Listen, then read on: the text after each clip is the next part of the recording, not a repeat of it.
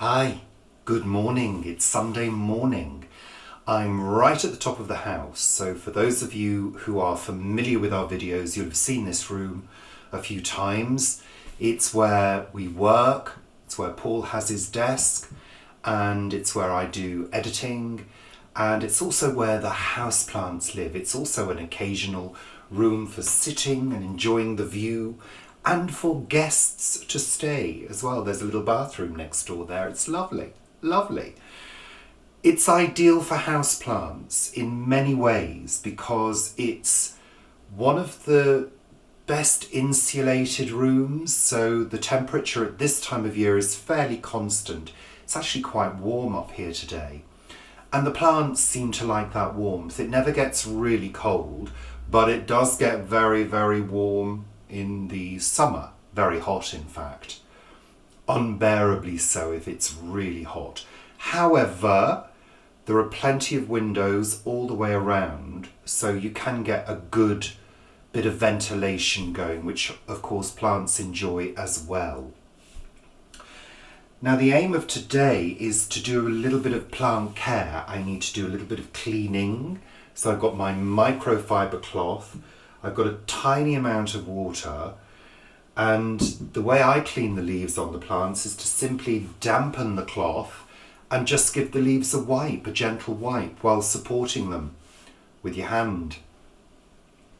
So I'm going to get to that in a minute. Now, just to say, I don't normally have all these plants on the floor. So the ones that sort of live in place are this arrangement here, a couple of these down here on the floor, and this large one here. The rest of them sit above Paul's desk. So what I thought I'd do is I'd do a little bit of cleaning, and I thought I would also introduce you to each of the plants and show you the progress on the Kalanchoe that I potted up a few weeks ago, and introduce you to a couple of new ones as well. So let's get on with it, shall we? I need to get this job done. I love this one. This is the Ficus or Ficus. As you can see, it's variegated, so that means there are different colours on the leaves. Now with this one, to clean it, it would be impossible to sit here and wipe each leaf. That would be a fool's game. So what I use is one of these, a static duster. So I simply support the branch and just gently dust.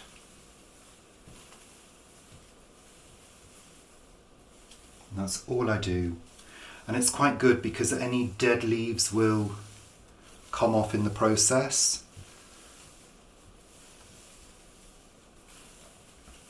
So what can I tell you about the Ficus?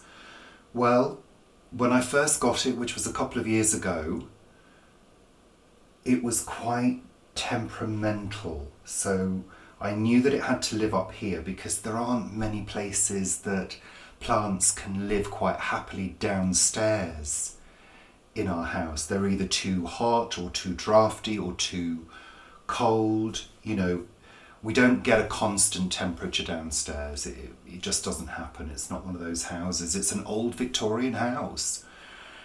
So this likes relatively constant temperatures, and it took a while to settle in. There was quite a lot of leaf drop to begin with. In fact, I had a friend stay not long after this was new. And she said all she could hear all night was the sound of leaves dropping, and she dreaded getting up in the morning to find a skeletal plant left. But it's really calmed down now. It does drop occasionally, but that is the nature of this plant. So it's quite thirsty. It likes plenty of water once a week. I feed it every 2 weeks. And also what it enjoys is a little bit of a tidy up once in a while to remove any dead branches. So I need to go through this at some point and clip off a few dead twigs, because, you know, as it grows, it leaves behind little bits of dead twigs, you know, just small ones that can be cut off like that. So that's the Ficus. Temperamental, but once it's settled in, it's fine, and it doesn't like full sun. It prefers a little bit of morning sun, but then it likes to be shaded with indirect light. And the blind behind you is a dual blind, so we can cut out the light or we can have diffused light, and it prefers that. I've sort of realised this. Yeah, so that's the lovely Ficus. Love it. Favourite plant, doing really well, just needs a bit of a tidy up once in a while. But doing good, plenty of new growth on it. Lovely. Spider plant. Now, I mean, relatively easy to care for, but this started to get a little bit lopsided and heavy on one side, and I was fearing that, you know, a gust of wind might knock it over onto the computer, onto the new computer. So what I actually did was trimmed off quite a few of the lower leaves. I don't know whether you can see that, where I've chopped them off, because seriously, it needs a repot, but that won't be until spring. But it's doing well. There are a few brown ends, which I think can be either a deficiency or something that it doesn't like in the water, or it can be underwatering or overwatering. I don't know which, but it's fairly healthy. And this one sits on top of Paul's desk.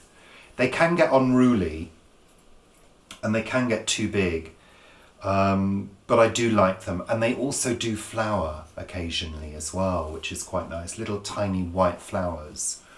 So let's stay on the floor down here. This is another favourite of mine. Oh, let's get hold of you. This is a fern, and when I bought it, it was labelled as a blue fern. I don't know whether you can see, but there is a sort of pale greeny blue tinge to it. And the leaves are almost sort of coated in a sort of slightly waxy substance. So I don't tend to clean this one because I don't want to remove that bloom that the leaves have naturally, but I absolutely love this one. Again, quite thirsty, likes a good bit of water each week, once a week. Sometimes, however, I have to say, during very hot periods, I do give them water twice a week, but smaller amounts. But generally it's once a week, at this time of year especially, and I usually do it on a Wednesday.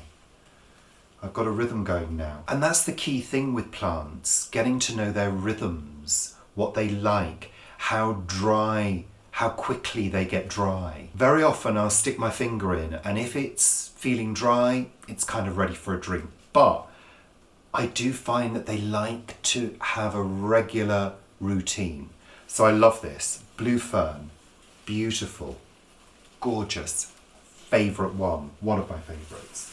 Now this one here is a cymbidium, which is a type of orchid. Now, this was given to us by a neighbour when our cat sadly passed away a couple of years ago, and it's never flowered since. It has got new growth coming. I don't know whether you can see, there's new growth sprouting here, but it's never flowered. So again, I've talked about orchids before. I'm not very good with orchids. I don't think we have the conditions, but this is still alive. And I have fed it with a very mild solution as recommended.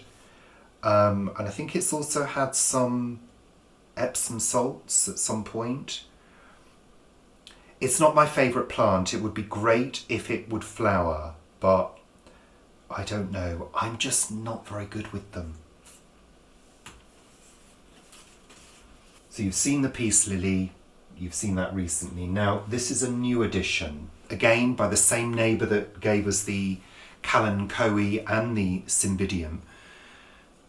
This is, I think it's a prayer plant. And it's a baby. It's a little tiny baby. And it's doing fine. Don't know how to care for them. Not familiar with them. I've had one before and I managed to kill it, or a cat killed it. But it's very sweet. This one is a flamingo flower. And it blooms in red flowers. I don't think they are flowers. I don't think they're called flowers. This was given to me at work by a colleague and I brought it home because during lockdown I thought, well, it's not going to survive if it doesn't get watered regularly, and I'm going to bring it home. Needs a repot desperately into a larger pot, but it's alive, that's the main thing, and in need of a clean. Now this one here is actually a lime. It's a citrus and it's alive. This one likes a good feed.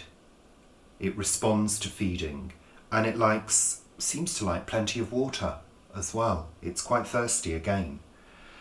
How long it will survive for? I mean, it's been alive for a couple of years, no signs of any kind of fruit, and I don't think it will, but it prefers being upstairs. It prefers being up here in the warmth. So that's good.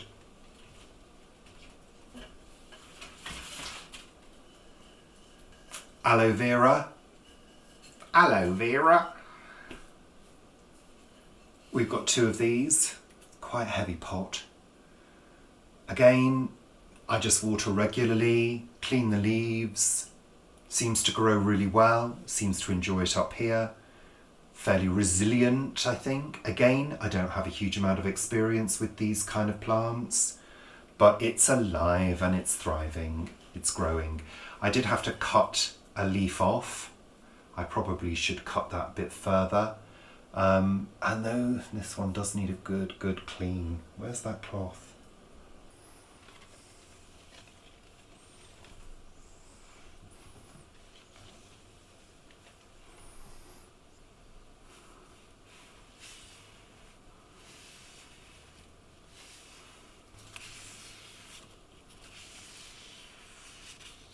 So we've got this little grouping here, which needs a bit of attention. Some of the leaves need cleaning, but we've got these little cactus and they're all flowering, which is absolutely great. Paul got hold of these a while ago and they love it up here. They really do. New growth, all got buds coming. We just need a constant temperature for them to do well. I think the interesting thing about these Christmas cactus or Thanksgiving cactus, whatever you like to call them, that flower around this time of year, is they do like plenty of water. When I say plenty, I mean they're very tiny pots. If we just have a little look. They're in very tiny pots. I mean, those are tea light holders that I've got them in. So, you know, I don't drown them, but I do make sure they get a good glug once a week, and I also make sure that they're fed. I know that, you know, some people sort of very often think, oh, it's a cactus, it doesn't need much, but they do need water, and they do respond to feeding. I mean, these are doing really well. You know, they're all flowering, so going to flower, and they're all very healthy looking with plenty of new growth. Again, I'm not a cactus expert. I just water them, feed them, make sure they get light, and that's it really. You've got the rubber plant, which I love. Gorgeous leaves. Again, they need a clean. Then you've got the jade plant. Now half of that actually died and I had to remove it. This one, I have no idea what it's called, but it's absolutely beautiful and thriving, growing like crazy. Love the leaves on that, gorgeous. And then behind this spiky one is mother-in-law's tongue, I should say. And that's growing really well, new growth, shooting up, has responded to a feed, which is great. So cleaning, very simple. Slightly damp cloth. I'm using a microfiber cloth, ever so slightly damp. Support the leaf underneath with your hand and just give it a gentle wipe.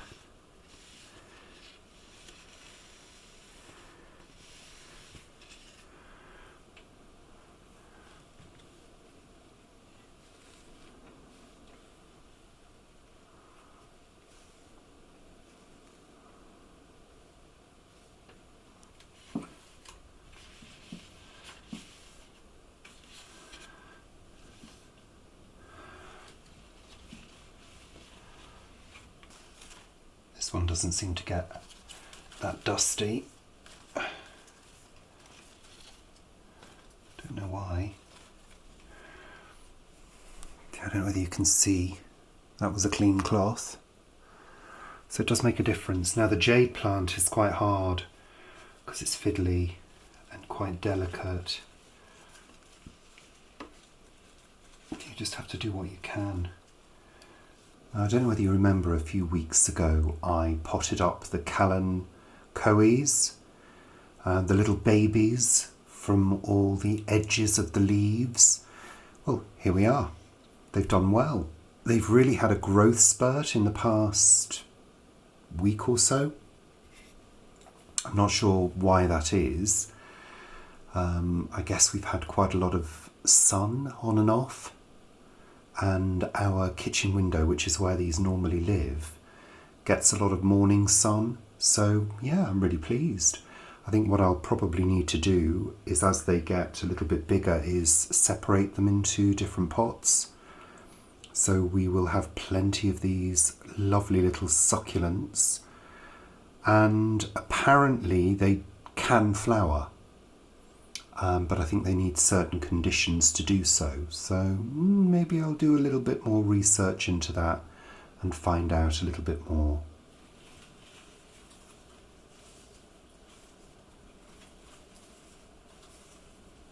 That's better. You can buy leaf gloss. I don't like the idea of coating anything onto leaves, and some people use a drop of milk in the water. My mum used to do that. I tried it. It seemed to coat the leaves a bit, so that's why I just used the merest whiff of water just to pick up the dust.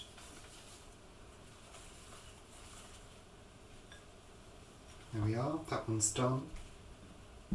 I'm going to carry on with this now and say goodbye. So thanks very much for watching. Happy plant care, and I'll see you very soon. And if need be, I'll give you an update. So bye for now. Take care. Come on, aloe vera. You need a good clean. Oh, you're dusty. Very dusty.